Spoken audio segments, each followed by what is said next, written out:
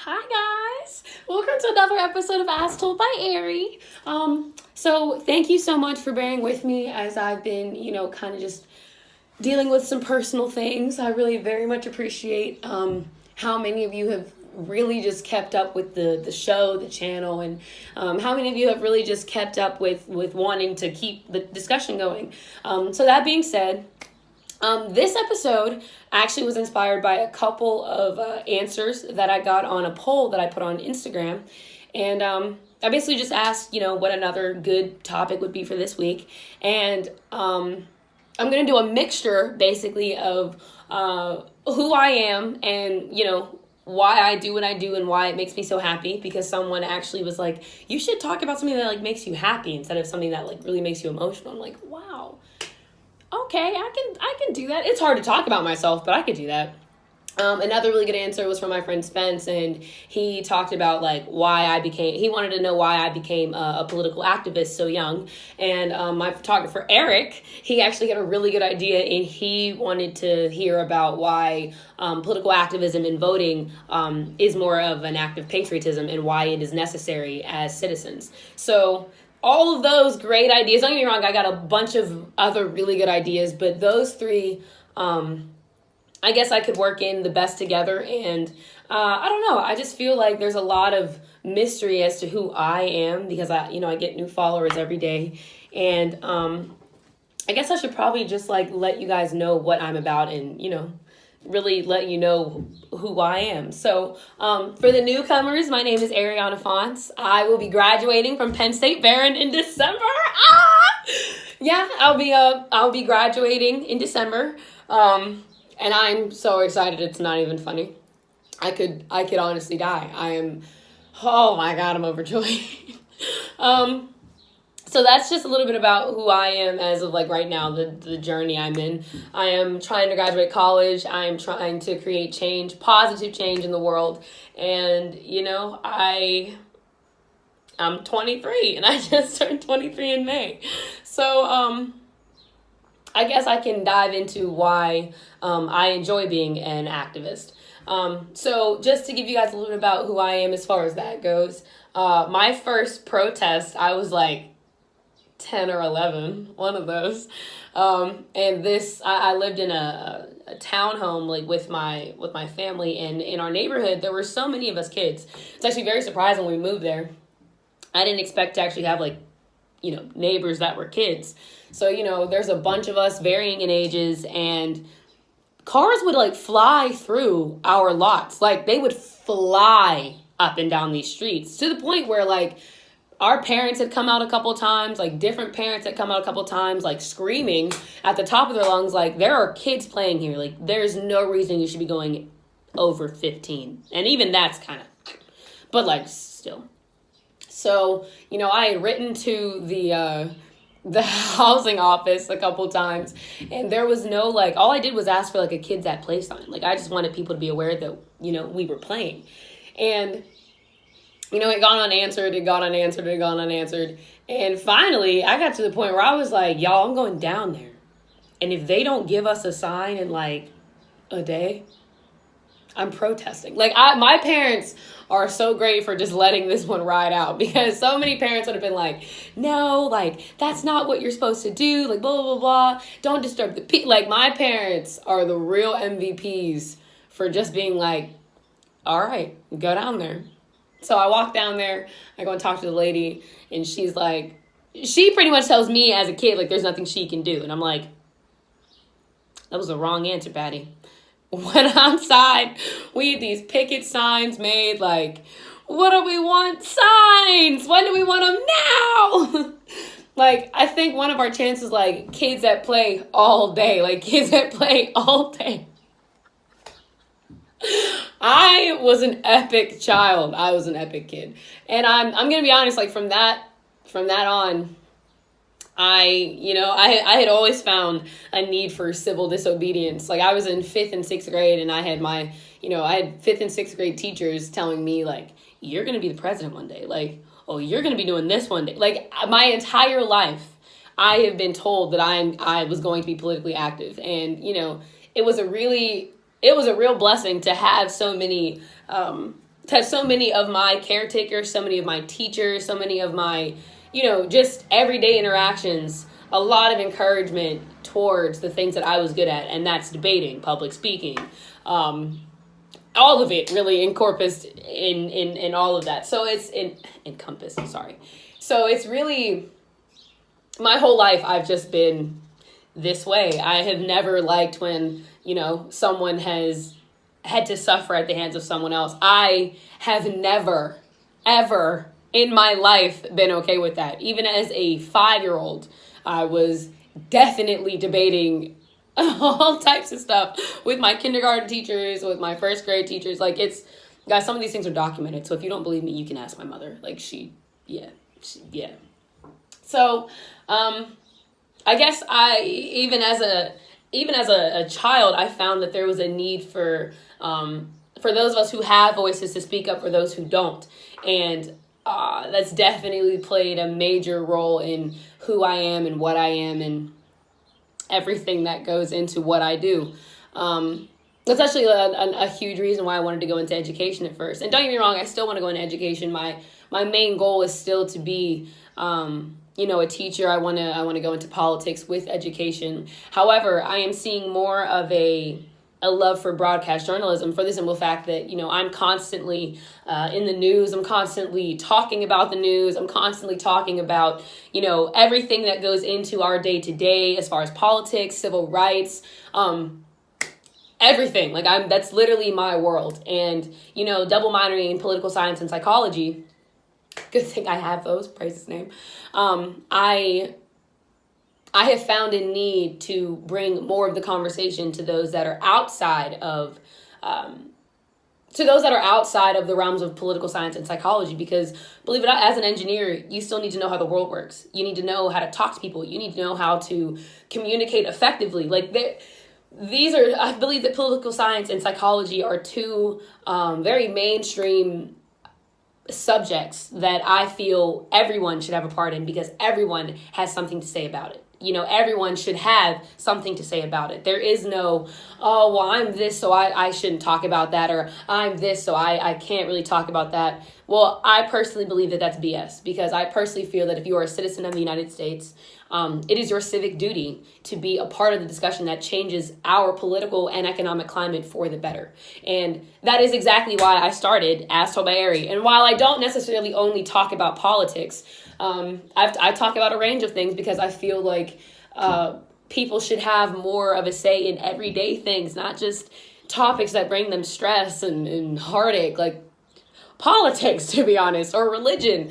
I feel like to only talk about those things is to be a very stagnant discussion. It's a very one-sided discussion. And, the point of the channel is to really genuinely share a perspective that, I feel a lot of young people can agree with, especially if they can't say it themselves.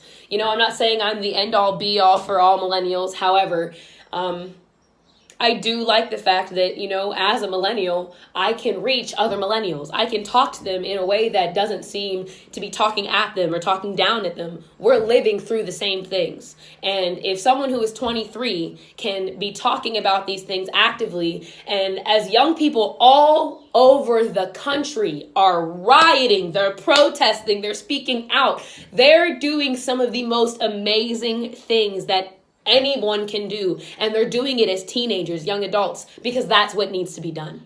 So, that all being said, these are just my passions. These are what I love. These are what I'm, invested in. And at the end of the day, it comes from a real need to see much more good in the world.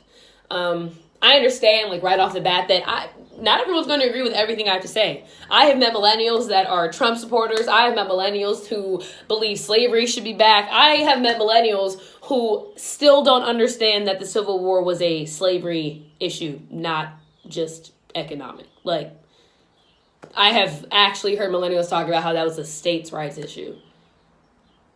But that's another story for a different day. Point being, I have met millennials with very old-timer, baby boomer thought processes, and while it's very disheartening, it's absolutely changed, it's changed the way that I've seen the world, as I have not been able to be nearly as naive that just because someone is born in this time period that they have newer ideologies and they have more inclusive ideologies. And, you know, so seeing that, really having to live in those places where that's really, you know, that's really where people are at, I felt, and I still feel as though I will never, ever, ever in my life play a complicit part in allowing someone to have those views. And actually, it's funny. I'm actually going to say this right now. So I posted this earlier today, and I will always post this. I need it to be known right now that the difference in opinion versus a difference in morality is, they're so far not the same thing. It's almost absurd that some of you think they are. A difference in opinion is like saying you like red and your friend saying they like green. That's a difference in opinion. One of you believing that only some of you should have civil rights and the other should basically suffer in silence, that is not a difference in opinion. That right there is a difference in morality, in ideology, in humanity. And in no way, shape, or form will I ever, in my life, ever let that shit slide. Sorry, did not mean to swear. But I need a lot of you to understand that watch my channel, that watch my statuses, that watch everything that I do pretty much. I appreciate it. You need to understand that at the end of the day, your difference in morality is why you might think I come off a certain way. And I will never apologize for that, because I think that your difference in morality makes you an absolute part of the issue. I also stated the other day, now this is just going into a little bit of why I am the type of activist that I am. I have no problem saying things that come off as controversial, that come off as anything other than PC. I have no problem just calling BS BS. And I'm not saying that most millennials don't, but we're in this whole place where, oh, well, you should respect someone else's views. Considering their views literally mean life or death for people like me, those are not a difference in opinion. Like, understand that I will always speak out against that stuff. For those of you that have been offended by my all cops are bad comment, I still mean it and I still feel it. Because even if you're a good cop, you're not doing nearly enough to stop the bad ones from doing shit, are you? And that's just really how I feel. I say all that to say the reason that activism and voting are so important as far as being a patriot, being a hardworking United States citizen, is because at the end of the day, our country's worldview is not, like, your own personal views of how the country are do not shape the way the rest of the world views us. It doesn't shape the way the rest of the country sees you. At the end of the day, guys, it is 100% our civic duty to stop a government from being tyrannical. And if that means that there are those of us that speak out against it, that march against it, that protest against it, that riot against it, that is a civic duty. That doesn't make us savages. That doesn't make us animals. It doesn't make us uncivilized. It actually means that we're following the Constitution to the actual word of the law. And for those of you that don't know what the Constitution says as far as that goes, please, please, please Google it. Please. Because while I could sit here and tell you the whole rundown of it, I could honestly actually bring several people on here to tell you the whole rundown of it. In very plain terms, it says it is our civic duty to stop a tyrannical government. Now, I'm obviously paraphrasing. I'm obviously not speaking in old English. But no joke, guys, that's literally in there. So being a political activist is a civic duty because there are so many suffering right now. There are so many that have been suffering that will continue to suffer if no one does anything about it. And the issue with, it being 2018 and there still being police brutality issues, there's still being voter fraud issues is because no one's done anything about it. And by that, I simply mean that the older generations have done their fair share of damage. The baby boomers, the Republican Party, you have all done your fair share of damage to the United States. And now it is a new era, a new dawn. The millennials are coming to the center. You guys are fucking out of here. You're out. And In no way, shape, or form am I sorry about saying it. Am I sorry to see it go? And sayonara to any person that really is offended by this post too. Because at the end of the day, you can't sit here and tell me that they haven't been the reason for the economic, racial, and borderline every other divide in this country. Being an activist is a patriotic duty, because at the end of the day, even if it's something bad, I would rather face the bad and change it instead of being like most Americans and saying it's not happening. And I will leave that where I leave that. You can take that how you take that, because as far as I'm concerned, I don't really care if anyone's offended by this video anymore. At this rate, if you care more about being offended than being angry about the fact that there are injustice happening in the first place, you're a part of the issue. And as an activist, that is my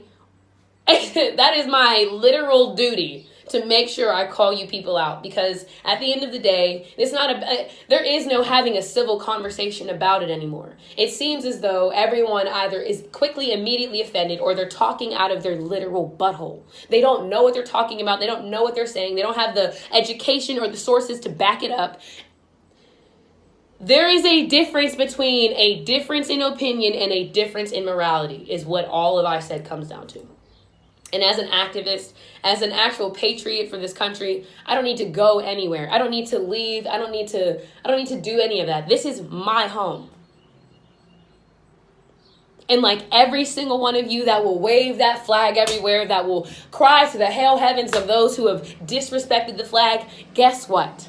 I'm an American too, and as a patriot, it is actually my civic duty to make sure that you know that you are the downfall of my nation.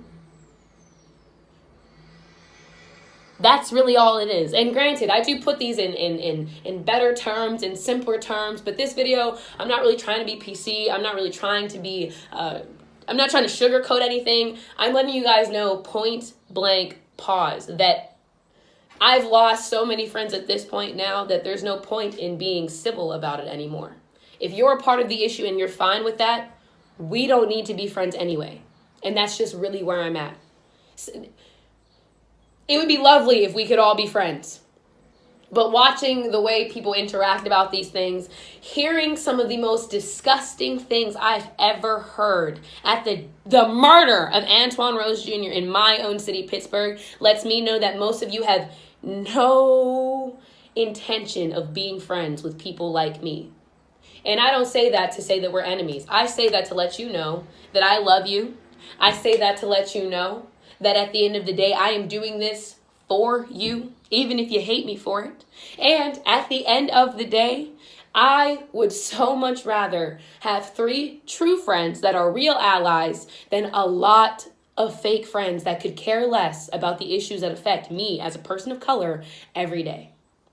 It makes no sense for a lot of you to feel as though you're being betrayed. You're being betrayed when a lot of your friends are just talking out about things that are bothering them.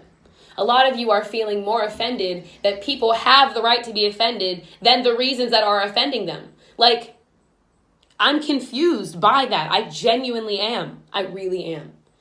There are hundreds of thousands of children who have marched on Washington, Pennsylvania, and they've marched everywhere to protest the brutality that has been faced in some of the communities most of you ignore. They have challenged the NRA, an organization that was literally proven to be a part of the hacking of the 2016 elections. There are hundreds of thousands of teenagers, not even graduated from high school yet, that openly speak out against hatred, bigotry, fascism, and racism. And you guys care more about a difference in opinion than the difference in morality shown between the generations. And that is why I do what I do. So first of all, I want to thank Spencer, I want to thank Eric, and I really, really want to thank my friend Essie and Emily for really just giving me these ideas to talk about this, because I have been asked a couple of times, why do I do what I do? I've been called racist. I've been called a bigot. I've been called even a fascist, really. I've been called a white people hater. Like, I'm not kidding. When, quotations, you're a white people hater. I literally have been called that. And it's not that I'm It's not that I'm segregating the issues, guys. It's just that in America, a lot of you fail to see that a lot of our history is rooted in racism. And for a lot of us, there isn't we can just deny that happened. A lot of our ancestors have lived through it and are still alive today. A lot of the history lessons that most of us had to learn on our own in college, you're being lied to about in elementary school and high school. And that is why I do what I do. That is why I publicly speak out at any chance I can. That is why I can say a lot of what I say and not really blink, think twice, or feel bad about it. The truth sucks sometimes. It hurts. It blows, really. But the truth is the only way the United States is going to have any chance of actually regrowing, rebuilding, and rebooting itself. And this time, not on the backs of Black people. I think that that's a fair thing to request, seek, and build, considering what we are dealing with in today's day and age. That's really, I guess, all I can say about that. So, for those of you that have wondered how you can be more politically active, how you can be more of a upright citizen for the United States, speak out. When you see something, say something. That's literally all it comes down to. I'm not saying you need to be a college scholar. I'm not saying you need to have every single source that you'll need to back up your statement. If you see something wrong, say something. And it's really that simple. You would be amazed at how many of my friends, how many of my family members, how many people are close to me that have learned how to say something when they see something, and it literally just be that.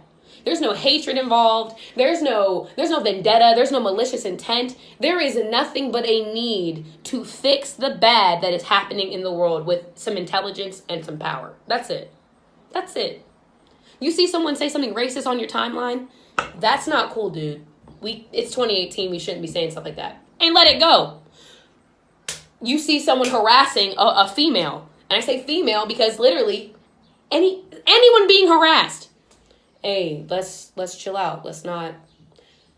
It's that simple. You don't feel doing it yourself? Tell someone that you know will say something. I saw something and, while I don't know how to deal with it, I know you do, so here, that simple. Let it go.